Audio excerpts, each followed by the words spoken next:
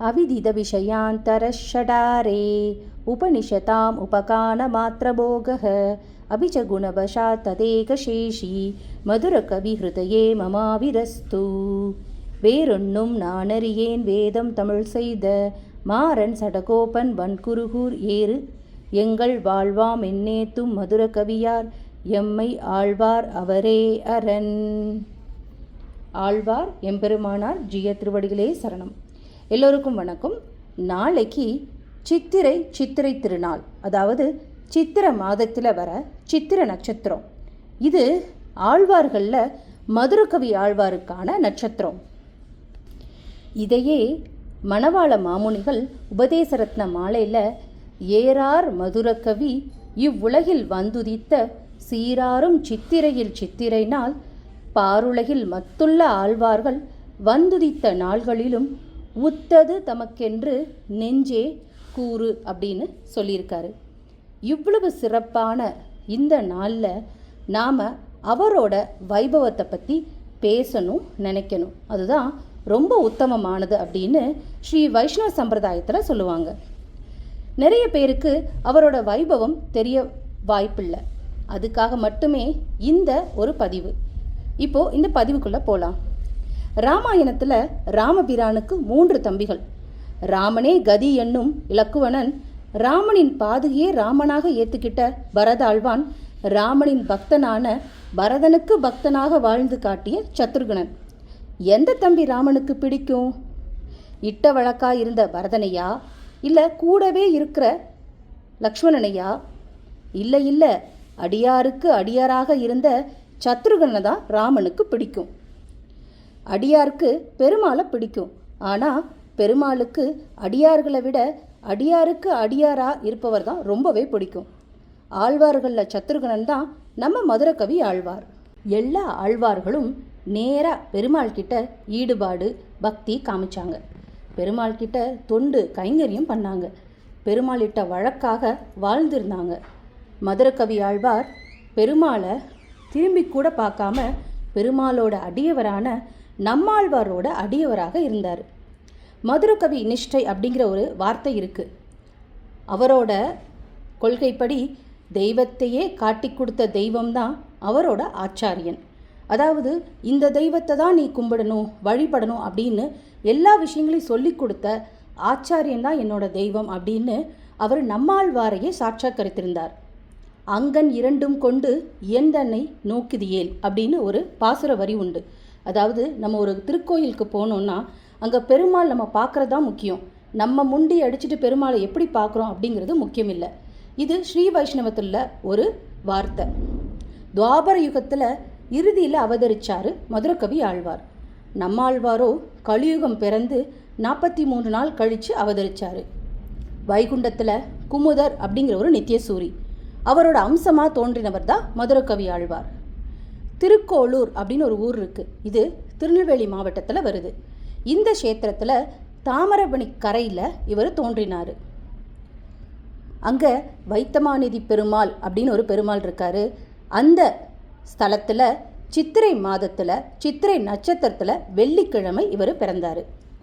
இவர் 14 விதமான வித்தைகள், வேத சாஸ்திரங்கள், இதிகாச புராணங்கள் இவை எல்லாவற்றையும் கற்று தேர்ந்தார். இளமையிலேயே பக்தியிலையும் இசையிலையும் வல்லவராக இருந்தார். இனிமையாக கவிதை பாடக்கூடியவர் இவர். இவரை சதுரகவி, மதுரகவி, அதரகவி அப்படின்னு கூட சொல்லுவாங்க. வேதானாம் சாமவேதோஷ்மி, அதாவது பகவானோட கல்யாண குணங்களை பாடுவது தான் சாமவேதம். சாமவேதியான இவர் இசையை கலந்து பக்தியை கொடுத்தாரு. அயோத்தி, மதுரா, மாயை, காசி, காஞ்சி, அவந்தி, துவாரகை அப்படிங்கிற 7 மோட்சபுரி தேசங்களை தரிசிக்க பயணம் மேற்கொண்டார். அப்படி பயணம் போனவர் அயோத்தியில் அந்த திருக்கோயிலில் கைங்கரியம் பண்ணிக்கிட்டே சீதாதேவியும் ராமனையும் தரிசனம் பண்ணிட்டு தங்கிட்டார். கலியுகம் ஆரம்பிக்கும்போது மதுரகவிகள் சொந்த ஊர் பெருமாளை வேண்டி தெற்கு நோக்கி கைகூப்பிய போது அவருக்கு அந்த திசையில் அங்கே ஒரு ஜோதி பார்த்தாரு. இரவு சூரியன் போல இருந்ததால் ஒவ்வொரு நாளும் அவர் இதை பார்த்து அது என்னன்னு அறிய முற்பட அவர் பயணம் மேற்கொண்டார். ஜோதி அவரை இழுக்க பகலில் தூங்கி ராத்திரியில் நல்லா தெரிகிற அந்த ஜோதியை ரசிக்க அவர் பயணம் பண்ணிக்கிட்டே தெற்கு நோக்கி போனார். தாமிரபரணியை கடந்து போனால் ஜோதி வடக்கே தெரிஞ்சது. அப்போ தான் தெரிஞ்சது அவருக்கு, ஜோதி ஸ்ரீரங்கத்தில் இல்லை, ஜோதி திருநெல்வேலியில் இல்லை, ஜோதி இன்னும் ஆழ்வார் திருநகரியில் அந்த க்ஷேத்திரத்தில் இருக்குன்னு சொல்லிட்டு அந்த திருக்கோயிலில் அவர் நுழையிறாரு. அப்போது திருப்புழி ஆழ்வார்க்கு அடியில் ஆழ்வாரோட தலைவர்களாக ஒருத்தராக நம்மாழ்வார் அங்கே இருந்தார். உண்டோ வைகாசி விசாகத்து கொப்பொரு நாள், உண்டோ சடகோப்பர் கொப்பொருவர், உண்டோ திருவாய்மொழி கொப்பு தென்குருகை குண்டோ ஒரு பார்தனில் ஒக்கும் ஊர். அதாவது நம்மாழ்வார் தோன்றிய அந்த தென்குருகூரை ரொம்ப புகழ்ந்து, அதோடு மட்டும் இல்லாமல் வைகாசி விசாகம் அப்படிங்கிற ஒரு நட்சத்திரத்தையும் புகழ்ந்து மணவாள மாமுனிகள் தன்னோட உபதேச ரத்ன மாலையில் குறிப்பிட்டிருக்காரு. மதுரகவி ஆழ்வார் அயோத்தியில் பார்த்த அந்த ஜோதி அவரை இழுக்க அவர் இங்கே வரைக்கும் பயணம் வந்தார். இப்போது எல்லாரும் சொல்லுவாங்க, நம்மாழ்வாரை சூரியனுக்கு ஒப்பா. ஏன்னா சூரியன் 1000 கிரணங்கள்னால புற இருளை போக்குகிறார். ஆனால் நம்மாழ்வாரோ 1000 பாசுரங்கள்னால நம்மளோட அக இருளை போக்குறாரு. அது மட்டும் இல்லை, சமஸ்கிருத வேதத்தினால அத்தியனம் செஞ்சு சூரியனை நோக்கி எல்லாரும் கைகூப்பி நிதமும் வணங்குறாங்க. தமிழ் வேதம் படிக்கும்போது ஒவ்வொரு பதியத்தோட முடிவிலையும் அந்த நம்மாழ்வாரை, அதாவது தென்குருகூரில் அவதரித்தவரை வணங்கி நிற்கிறாங்க. தஸ்மை நமோ வகுலோபூஷணாய பாஸ்கராய அப்படின்னு சொல்லி வேதத்தில் கூட சொல்லியிருக்கு. 16 வயது இளைஞனான அவரை யோகத்தில் இருந்ததை பார்த்தாரு மதுரகவி ஆழ்வார். அவருக்கு காது கேட்குதா இல்லை அவரால் பேச முடியுதான்னு தெரிஞ்சுக்கிறதுக்கு கல்லை எடுத்து கீழே போட்டார். இதுவரை 16 வருடம் யோகத்தில் கண் திறக்காமல் இருந்தவர் இப்போ கண் திறந்தார். இப்போவும் மதுரகவி ஆழ்வாருக்கு அவருக்கு ஞானம் இருக்கா அப்படின்னு தெரிஞ்சுக்கணும்னு ஆசை. அதனால் அவர் கேட்குறாரு, செத்ததின் வயிற்றில் சிறியது பிறந்தால் எத்தை தின்னு எங்கே கிடக்கும்னு. இது வரைக்கும் வாய் திறக்காமல் இருந்தவர் முதல்ல கண் திறந்தவர் இப்போ வாயை திறந்து சொல்கிறாரு, அத்தை தின்று அங்கேயே கிடக்கும்னு. இது மதுரகவி ஆழ்வாருக்கு புரிஞ்சது, நம்மாழ்வாருக்கு தெரிஞ்சது. ஆனால் சாதாரண ஜீவாத்மாக்களாக இருக்க நமக்கு இது தெரியணும் இல்லையா? இதோட அர்த்தம், உடம்புக்குள்ள ஜீவாத்மா பிறந்தா எதை அனுபவித்து எங்கே வாழும் அப்படின்ற கேள்வி தான் மதுரகவி ஆழ்வார் கேட்டார். அப்போது நம்மாழ்வார் சொன்ன பதில், பாவ புண்ணியங்களை அந்த உடலோடு சேர்த்து அனுபவிச்சுக்கிட்டு அந்த உடல்லே தான் வாழும் அப்படின்னு. இதை புரிஞ்சுக்கிட்ட மதுரகவி ஆழ்வார் சடார்னு அவரோட காலில் விழுந்து அவரோட அடியவர் ஆயிட்டார். இதுக்கு இன்னொரு அர்த்தமும் இருக்குது, அதாவது வேறு வகையாகவும் சொல்லப்படுது. சிறியது வயிற்றில் பெரியது பிறந்தால் எத்தை தின்னு எங்கே கிடக்கும் அப்படின்னு. அதாவது சிறியது அப்படிங்கிறது நம்மளோட ஜீவாத்மா, பெரியது அப்படிங்கிறது பரமாத்மா. அதாவது ஜீவாத்மா பரமாத்மாவை நினச்சிட்டு இருந்தா என்ன நடக்கும், எதை அனுபவிக்கும், எங்கே வாழும் அப்படின்ட்டு. இதுக்கு அர்த்தம் என்னென்னா, ஜீவாத்மாவோடு பகவானை பற்றிய ஞானம் பிறந்தால் எதை அனுபவித்து கொண்டு எங்கே கிடக்கும்ன்ற கேள்விக்கு அவனையே நினச்சிக்கிட்டு அவன் திருவடியிலே கிடக்கும் அப்படின்னு ரொம்ப அழகாக இன்னொரு அர்த்தமாகவும் இது சொல்லப்படுது. மதுரகவி ஆழ்வார் நிஜமாவே ரொம்ப சந்தோஷப்பட்டு தான் பெரியவராக இருந்த போதும் தன்னோட சிறிய வயதினான நம்மாழ்வார்கிட்ட அடியவராகி சிஷ்யனாகி அவர்கிட்டையே தன்னை முழுமையாக ஒப்படைச்சிட்டாரு. நம்மாழ்வார் முழுவதும் கல்யாண குணங்கள்லே, அதாவது பகவானோட கல்யாண குணங்கள்லே ஆழ்ந்திருந்ததுனால அவர் பக்தியில் பாசுரங்களாக பாடிக்கிட்டே இருந்தார். அவரோட சிஷ்யராக இருந்த மதுரகவி ஆழ்வார் அதை எல்லாமே பட்டோலைப்படுத்தி நமக்கு இன்னைக்கு பாசுரங்களா திவ்ய பிரபந்தங்களா தவழ்கிறதுக்கு ரொம்ப காரணமாக இருந்தார். நம்மாழ்வார் ரிக் வேதத்தோட சாரமாக திருவிருத்தமும், யஜுர்வேதத்தோட சாரமாக திருவாசிரியமும், அதர்வண வேதத்தோட சாரமாக பெரிய திருவந்தாதியும், சாம வேதத்தோட சாரமாக திருவாய்மொழியும் தந்தார். எல்லா கைங்கரியும் செஞ்சுக்கிட்டே மதுரகவியார் அவர்கிட்டையே 32ஆம் அகவை வர அவர் வாழ்ந்து வந்தார். நம்மாழ்வார் இறைவன் திருவடி 32ஆம் அகவையில் சேர்ந்ததுக்கப்புறம் அவரோட பிரிவை தாங்க முடியாமல் ஆழ்வார் திருநகருக்கு போனார். அங்கே ஆதிநாத பிரான் கோவிலில் நம்மாழ்வாரோட விக்கிரகத்தை எழுந்தருள பண்ணினார். நம்மாழ்வாருக்கான பூஜை, விமானம், திருமண்டபம், திருவிழாக்களை உருவாக்கினார். திருவிழா நடக்கும்போது நம்மாழ்வாரோட உருவத்தை எழுந்தருள பண்ணிக்கிட்டு வீதியில் உலா வந்துட்டு விருதூதுதல் அப்படின்னு ஒன்று செய்வார். விருதூதுதல் அப்படின்னா நம்மாழ்வாரோட சிறப்புக்களை சொல்கிறது. இது மதுரகவியாழ்வார் பல ஊர்களுக்கு சென்று நம்மாழ்வாரோட பாசுரங்களை பாடி அது எல்லாத்தையும் மக்களிடத்தை பரப்பினார். அவர் எப்படி விருதூதுவார் அப்படின்னா, நம்மாழ்வார் வந்தார், நற்குணச் சீலர் வந்தார், தமிழில் வேதம் பாடிய பெருமான் வந்தார், திருக்குருகூர் நம்பி வந்தார், திருவாய்மொழி ஈந்த அருளாளர் வந்தார், திருவழுதி வளநாடர் வந்தார், வகுலாபரணர் வந்தார், காரிமாறன் வந்தார், சடகோபர் வந்தார், பராங்குசர் வந்தார், பவனிநாதர் வந்தார் அப்படின்னு ஒவ்வொரு இடமா போய் அவரோட சிறப்பை எப்பயுமே பாடிக்கிட்டே இருப்பாராம். இது எல்லாமே அப்போ இருந்த சங்கப்புலவர்கள் கவனிச்சுட்டு இதையெல்லாம் ஏற்க மறுத்துட்டாங்க. ஏன்னா ஒருத்தரை பற்றி இவ்வளோ புகழ்கிறீங்களே, அவரை நீங்கள் இந்த புகழுக்கு உரியவர் அப்படின்னா சங்கப்பலகையில் ஏற்றுங்க அப்படின்னு சொன்னாராம். அதுக்கு மதுரகவி ஆழ்வார் பாசுரத்துலேருந்து ஒரு 2 வரிகள் எழுதி கொடுத்து நீங்கள் இதை பலகையில் வைங்க அப்படின்னு சொன்னாராம். ஒரு பக்கம் நம்மாழ்வாரோட 2 பாசுர வரிகள், இன்னொரு பக்கம் 300 சங்க புலவர்கள் அப்படிங்கிறது வைக்கப்பட்டது. அப்போது சிறிது நேரத்திலேயே தமிழ்ச்சங்கம் நம்மாழ்வாரோட அந்த 2 வரிகளை ஏற்றுக்கிட்டு 300 சங்க புலவர்களை கீழே தள்ளிட்டு தான். அது என்ன வரிகள் தெரியுமா? கண்ணன் கழலினை நண்ணும் மணமுடையீர் என்னும் திருநாமம் திண்ணம் நாரணமே.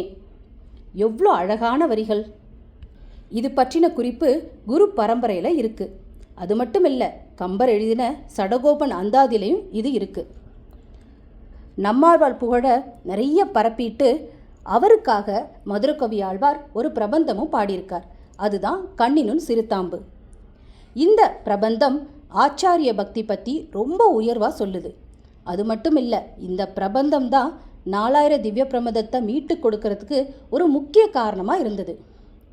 பிரபந்தங்கள் எல்லாம் தொலைந்து போக நாதமுனிகள் மூலமாக கண்ணினின் சிறுதாம்ப 12,000 முறை சொல்ல இந்த அத்தனை பாசுரங்களும் 4000 பாசுரங்களும் நமக்கு அழகாக கிடைச்சது. இதே மாதிரி இன்னைக்கு நாள்லையும் சொல்கிறாங்க, கண்ணினின் சிறுதாம்ப நீங்கள் 12,000 முறை பாராயணம் செஞ்சீங்க அப்படின்னா கண்டிப்பாக நம்மாழ்வார் உங்கள் முன்னாடி தோன்றுவார் அப்படின்னு. அது மட்டும் இல்லை, நீங்கள் நினச்சதோ வேண்டுனதோ கண்டிப்பாக பலன் கொடுக்கப்படும் அப்படின்னு சொல்லப்படுது. சரி, அப்படி அந்த கண்ணினின் சிறுதாம்பு அப்படிங்கிற பிரபந்தத்தில் என்ன தான் சொல்லப்பட்டிருக்கு அப்படின்னா, 11 பாசுரங்களே ஆயினும் அந்த 11 பாசுரங்களில் அவ்வளோ அழகாக ஆச்சாரியன பக்தி ஒரு அழகான பாசுரங்கள் கொடுக்கப்பட்டிருக்கு. ஆச்சாரியன்னா யார், அதோட உயர்வு என்ன, ஆச்சாரியனை எதுக்கு வணங்கணும்? ஏன்னா ஸ்ரீ வைஷ்ணவ சம்பிரதாயத்திலே ஆச்சாரியன்தான் உயர்வானவன் அப்படின்ற ஒரு நம்பிக்கை கொள்கை இருக்குது. தெய்வத்தை விட உயர்ந்தவன் ஆச்சாரியன் அப்படின்னு சொல்லப்படுது. அதை அழகாக சொல்லியிருக்காரு மதுரகவியார். ஏன்னா மதுரகவியாருக்கு பொழிந்து நின்ற பிரான் காட்சி கொடுத்தாரு. அப்படி காட்சி கொடுக்கும்போது மதுரகவியாரே இது எனக்கு என்னோட ஆச்சாரியன் போட்ட பிரசாதம் அப்படின்னு சொல்லி அந்த தெய்வத்தோட காட்சியே தன்னோட ஆச்சாரியனோட பிரசாதமாக ஏற்றுக்கிட்டவர். அப்பேற்பட்ட பெருமை கொண்டவர் தான் மதுரகவியார். இப்போது அந்த 10 பாசுரங்களில் சுருக்கமாக என்னென்ன விளக்கங்கள் கொடுக்கப்பட்டிருக்குன்னு பார்க்கலாம். கண்ணினின் சிறுதாம்பினால் கட்டுண்ண பண்ண பெருமாயன் என்னப்பனில் நன்னி தென்குருகூர் நம்பி என்னக்கால் அன்னிக்கும் அமுதூரும் என்னாவுக்கே. அதாவது உரலில் கட்டுண்ட கண்ணனோட பெருமையை பேசுவதை விட அந்த கண்ணனையே தன்னோட பக்தியால் கட்டி போட்ட ஆச்சாரியனோட புகழை பேசுனா என்றைக்குமே என் நாவு தித்திக்கும் அப்படின்னு சொல்கிறாரு மதுரகவியார். எவ்வளோ அழகாக பேசியிருக்காரு. 2வதாக பகவானை நேரடியாக வழிபடுவதை விட ஆச்சாரியனோட திருவடியை சரணாகதி செய்கிறதுக்கு பகுத்த பலன் உண்டு அப்படின்னு சொல்கிறாரு. நாவினால் நவிற்று இன்பம் எய்தினேன் மேவினேன் அவன் பொன்னடி மெய்மையே தேவு மற்றறியேன் குருகூர் நம்பி பாவின் இன்னிசை பாடித்திரிவனே. 3வதாக சொல்கிறாரு, திரித்தந்தாகிலும் தேவப்பிரானுடைய கரிய கோல திருவுருக்காண்பண்ணான் பெரியவன் குருகூர் நகர் நம்பிக்கு ஆழ்வுரியனாய் அடியேன் பெற்ற நன்மையே. அதாவது ஆச்சாரியனுக்கு எது பிடிக்கும், எதை செய்யணும் அப்படின்னு தெரிஞ்சு அதை செய்யணுமா, அதுதான் ரொம்ப உத்தமம் அப்படின்னு சொல்கிறாரு. அதாவது ஆச்சாரிய சம்பந்தத்தினால கிடைச்சது தான் எல்லாமே, ஈவன் பெருமாள் கூட அப்படின்னு சொல்கிறாரு. 4வதாக என்ன சொல்கிறாரு, ஆச்சாரியன் தான் எல்லா விதமாக உறவாகவும் இருக்கவன் அப்படின்னு சொல்லிட்டு, அன்னையாய் அத்தனாய் என்னை ஆண்டிடும் தன்மையான் சடகோபன் என் நம்பியே அப்படின்னு. அதாவது நம்மாழ்வார்கிட்ட அன்பை வாங்கலாம், நம்மாழ்வார்கிட்ட அறிவை வாங்கலாம், நம்மாழ்வார்கிட்ட நல்ல பக்தன் அப்படிங்கிற பேரை வாங்கலாம், அந்த பேரை மட்டும் வாங்கிட்டோன்னா நம்மாழ்வார் மூலமாகவே வைகுண்டம் அப்படிங்கிற ஒரு இடத்தையும் வாங்கலாம் அப்படின்னு சொல்லி இந்த பாசுரத்தில் ரொம்ப அழகாக சொல்கிறாரு. அஞ்சாவதா, ஆச்சாரியன் எப்போவுமே என்கிட்ட வா, நான் உனக்கு உள்ள எல்லாத்தையும் போக்கித்தரேன் அப்படின்னு சொல்கிறவர். ஆனால் பெருமாளோ நீ எல்லாத்தையும் போக்கிட்டு என்கிட்ட வான்னு சொல்கிறவர். அதனால பெருமாளை விட ஆச்சாரியன் ஒரு படி மேலே. ஏன்னா அவர்கிட்ட போனால் போதும், அவரே எல்லாத்தையும் பார்த்துப்பாரு அப்படிங்கிறத 5வது பாசுரத்தில் சொல்கிறாரு. நம்பினேன் பிற நன்பொருள் தன்னையும் நம்பினேன் மடவாரையும் முன்னெல்லாம் அப்படின்னு அதில் சொல்கிறாரு. 6வதா, ஆச்சாரியனோட திருவடி பிடிச்சா அவன் நம்மளை நழுவ விட மாட்டான். நம்ம நடுவில் ஏதாவது பாதை விலகி போனாலும் திருப்பியும் நம்மளை அங்கேருந்து கூட்டிகிட்டு வந்து நம்மளை பெருமாள் கிட்ட சேர்க்க வேண்டியது ஒரு ஆச்சாரியனோட கடமை. அந்த கடமையை ரொம்ப அழகாக செய்வார் ஆச்சாரியன் அப்படின்னு 6வது பாசுரத்தில் சொல்கிறாரு. இன்று தொட்டும் எழுமையும் எம்பிரான் நின்னு தன்புகள் ஏத்த வருளினான் அப்படின்னு. என்னும் என்னை இகழ்வினன் காண்மினே அப்படின்னு சொல்லி ரொம்ப அழகாக சொல்கிறாரு. அது மட்டும் இல்லை, 7வது பாசுரத்தில் பாவங்களெல்லாம் போக்கி கொடுப்பவர் தான் ஆச்சாரியன் அப்படின்னு சொல்கிறாரு. எப்படி சொல்கிறார் அப்படின்னா, கண்ணீர் மல்க கண்டுகொண்டென்னை காரி மாறப்பினான் பண்டை வல்வினை பாத்தி அருளினான். அதாவது எனக்கு முன்னாடி செஞ்ச பாவங்கள் எல்லாத்தையும் நான் கேட்காமையே எனக்கு போக்கி கொடுத்தவர் என்னோட ஆச்சாரியன் அப்படின்னு சொல்லி அவர் செஞ்சிட்டாரு அப்படிங்கிறதே மதுரகவி ஆழ்வார் ரொம்ப அழகாக சொல்கிறாரு. 8வது பாசுரத்தில் உலகத்தில் பெரிய அனுகிரகம் அப்படிங்கிறது ஆச்சாரியனோட அனுகிரகம் தான் அப்படின்னு சொல்கிறாரு. இது ஏன் அப்படி சொல்கிறாரு அப்படின்னா, ராமன் செய்த அபயப்பிரதானத்தை விட ராமானுஜன் செஞ்சது தான் ரொம்ப விசேஷம் அப்படின்னு சொல்வார். ஏன்னா ராமானுஜர் எப்போவுமே நான் மோட்சம் போகிறேனோ இல்லையோ என்னோட அடியவர்களுக்கு எல்லாருக்கும் மோட்சம் கொடுத்தே ஆகணும் அப்படின்னு அவர் பங்குனி உத்தரத்தன்னைக்கு கத்தியத்திரயம் பாடும்போது பெருமாள் கிட்ட கேட்டு வாங்கிட்டார். அதனால பெருமாள் நம்ம கேட்டாதான் அவர் மோட்சம் கொடுப்பாரு. ராமானுஜர் தன்னோட அடியவர்களுக்கு கேட்காமலே மோட்சம் வேணும் அப்படின்னு சொல்லி முன்னாடியே பெருமாள் கிட்ட ஒரு வாக்கு வாங்கிட்டார். அதனால உலகத்தில் பெரிய அனுகிரகம் அப்படின்னா அது ஆச்சாரியனோட அனுகிரகம் தான் அப்படின்னு இங்கே மதுரகவி ஆழ்வார் சொல்கிறாரு. 9வது பாசுரத்தில் ஆச்சாரியனோட கடாட்சம் தான் ஞானம் கொடுக்கும் அப்படின்னு. மிக்க வேதியர் வேதத்தின் உட்பொருள் நிற்கப்பாடி என் நெஞ்சுரல் நிறுத்தினான். ஏன்னா அவர் கண்ணால் பார்த்தாலே போதும் அந்த கடாட்சமே ஒரு சிஷ்யனுக்கு மிகுந்த ஞானத்தை கொடுக்கும் அப்படின்னு சொல்கிறாரு. 10வது பாசுரத்தில் ஒரு சிஷ்யன் ஆச்சாரியனை நம்பி வந்துட்டா அவனுக்கு எந்த தகுதி இல்லாவிட்டாலும் அவனை கரை சேர்க்க வேண்டியது அவரோட கடமை நம்புகிறாரு. அதனால ஆச்சாரியன் எந்த இடத்துலையும் அவனை கைவிட்டு அவன் நழுவி போனாலும் அவனை விடாமல் பிடிச்சி இறைவனோட திருவடியில் சேர்க்கறது தான் அவரோட கடமைன்னு நினச்சி அவர் மேற்கொள்வார். அதுதான் பயனன்னாகிலும் பாங்கல்லராகிலும் செயல் நன்னாக திருத்தி பண்ணிக்கொள்வான் அப்படின்னு சொல்கிறது. மதுரகவி ஆழ்வார் தான் எந்த தகுதி இல்லாட்டினாலும் தன்னை திருத்தி பண்ணிக்கொண்டது நம்மாழ்வார் தான் அப்படின்னு அங்கே ஆணித்தரமாக சொல்கிறாரு. அதான் சொல்கிறாரு, குயில் நின்னார் பொழில் சொல் குருகூர் நம்பி முயல்கின்றேன் உந்தன் மொய்கலர் கண்பையே. உனக்கு அன்பு மட்டுமே கொடுத்தேன், ஆனால் நீ எந்த தகுதியும் எதிர்பார்க்காம என்னைய கரை சேர்த்துட்ட அப்படின்னு சொல்லி அங்கே ஆணித்தரமாக சொல்கிறாரு. பெருமாள் கஷ்டப்பட்டாதான் மோட்சம் கொடுப்பாரு, ஆனால் ஆச்சாரியன் இஷ்டப்பட்டாலே மோட்சம் கொடுப்பாரு. அது இந்த பாடல் மூலமாக தெரியுது. இந்த 10 பாசுரங்களையும் யார் நம்பி விஸ்வாசம் கொண்டு அதை சேவிக்கிறாங்க இல்லை மனசில் வச்சுக்கிறாங்களோ அவங்களுக்கு வைகுந்தத்தில் கண்டிப்பாக இடம் இருக்குன்னு மதுரகவியார் சொல்கிறாரு. ஏன்னா வைகுண்டத்தில் பெருமாள் நம்மாழ்வாரை மேலே வச்சுட்டு தான் கீழே இருந்து அவர் ஆட்சி செய்கிறாரு. அந்த அளவுக்கு நம்மாழ்வாருக்கு ஒரு நல்ல ஒரு இடத்த கொடுத்து அவருக்கு நல்ல அனுகிரகத்தையும் பண்ணியிருக்காரு பெருமாள். ஜீவாத்மாவை காக்க ஒவ்வொரு இடத்துக்கும் ஆச்சாரியனை அனுப்புவார் பெருமாள். அதே மாதிரி ஆச்சாரியனை அனுப்பி மதுரகவி ஆழ்வாரை அவர் சாட்சாத்கரிச்சிருக்காரு அப்படிங்கிறது நாம் புரிஞ்சுக்கலாம். அது மூலமாக தான் இந்த கண்ணின் சிறுதாம்பு அப்படிங்கிற பாசுரம் நமக்கு கிடைச்சிருக்கு. இந்த பாசுரங்களை மத்தியம பகுதியில் வச்சு 4000 திவ்ய பிரபந்தத்தை உருவாக்கியிருக்காங்க. இது அவ்வளோ அழகாக எல்லாரோடைய பெருமையும் சொல்லி இதில் மதுரகவி ஆழ்வாருக்கு ஒரு ஏத்தத்தை கொடுத்துருக்கு. இந்த நல்ல நாளில், அதாவது சித்திரை திருநாளில் இந்த தகவல்களை தெரிஞ்சுக்கிறது ரொம்ப பாக்கியமாக நம்ம கருதுகிறோம். உங்கள் கூட இதை பகிர்ந்துக்கிட்டது எனக்கும் சந்தோஷம். இதையே மணவாள மாமுனிகள் வாய்த்த திருமந்திரத்தின் மத்தியமாம் பதம் போல் சீர்த்த மதுரகவி செய்கலையை ஆர்த்த புகழ் ஆரியர்கள் தாங்கள் அருளிச் செயல் நடுவே சேர்வித்தார் தாற்பயம் தேர்ந்து. இந்த பதிவை இதோட முடிச்சுக்கலாம். இந்த பதிவை நீங்கள் எல்லாரும் கேட்டதுக்கு என்னோட நமஸ்காரங்கள். இந்த பதிவு எனக்கு தெரிஞ்ச விஷயங்களை உங்களுக்கு பகிரணும் அப்படிங்கிற ஒரு அவானால் கொடுத்துருக்கேன். இதில் ஏதாவது குற்றம் பிழை இருப்பின் என்னை மன்னிச்சிருங்க. இது எல்லாயும் அந்த எம்பெருமானியே சாரும். சித்திரையில் சித்திரை நாள் சிறக்க வந்தோன் வாழியே, திருக்கோளூர் அவதரித்த செல்வனார் வாழியே, உத்தர கங்கா தீரத்து உயர்த்தவத்தோன் வாழியே, ஒளிக்கதிரோன் தெற்குதிக்க உகந்து வந்தோன் வாழியே, பக்தியோடு 11 பாடினான் வாழியே, பராங்குசனே பரனென்று பற்றினான் வாழியே, மத்திமமாம் பதப்பொருளை வாழ்வித்தான் வாழியே, மதுரகவி திருவடிகள் வாழி வாழி வாழியே.